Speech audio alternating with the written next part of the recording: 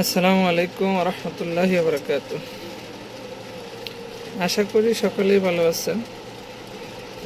দোয়া করি আল্লাহ পাক সুবহানাহু ওয়া তাআলা সকলকে ভালো রাখুক। আসলে কথা বলতে ইচ্ছে করে না, তারপরেও কিছু কিছু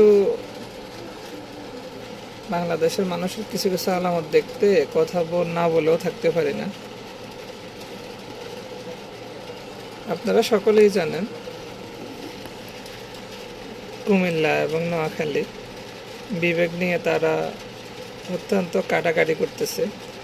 আসলে বিভাগ কে পাবে? আসলে বিভাগ চাওয়াটা বাংলাদেশের নাগরিক হিসাবে কুমিল্লারও একটা অধিকার, নোয়াখালীরও একটা অধিকার। তো যারা বিভাগ পাওয়ার যোগ্য সে সিদ্ধান্ত নেবে। যারা মান্যগণ্য লোক আছে, ঊর্ধ্বতন কর্মকর্তা যারা আছে গভর্নমেন্টের তরফ থেকে যারা পাওয়ার অধিকার রাখে তারা এই বিভাগ পাবে, অবশ্যই, তাতে কোনো সন্দেহ নেই। কিন্তু বাংলাদেশের নাগরিক হিসাবে অধিকার আছে যে আমরা আমাদের বিভাগ চাই, কুমিল্লাদের বিভাগ চাই, নোয়াখালীদের বিভাগ চাই। আরও কারো যদি প্রয়োজন হয় তারাও চাইতে পারে। তারা বাংলাদেশের নাগরিক হিসেবে তাদের অধিকার আছে চাওয়ার, কিন্তু যারা পাওয়ার যোগ্য তারাই পাবে।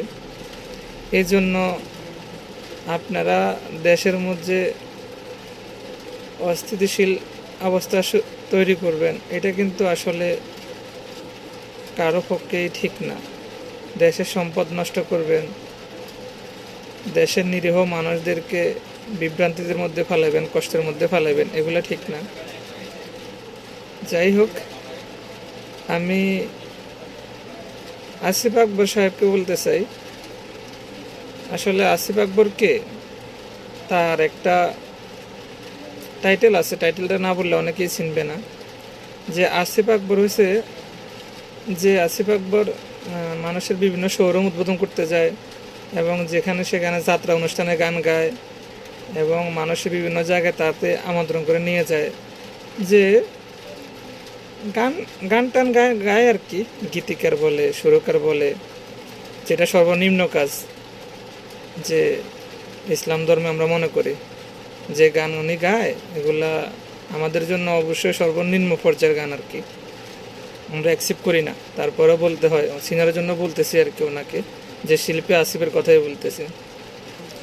আসলে আপনার বিভাগ দরকার, ঠিক আছে, আমি মানি, আপনি বিভাগ চাইতে পারেন, কিন্তু বিভাগের জন্য আপনি নোয়াখালীকে হুমকি দিবেন তারা যেন কুমিল্লা বিশ্ব রোডকে ছেড়ে অন্য রাস্তায় গিয়ে বিভাগ নিয়ে যায়,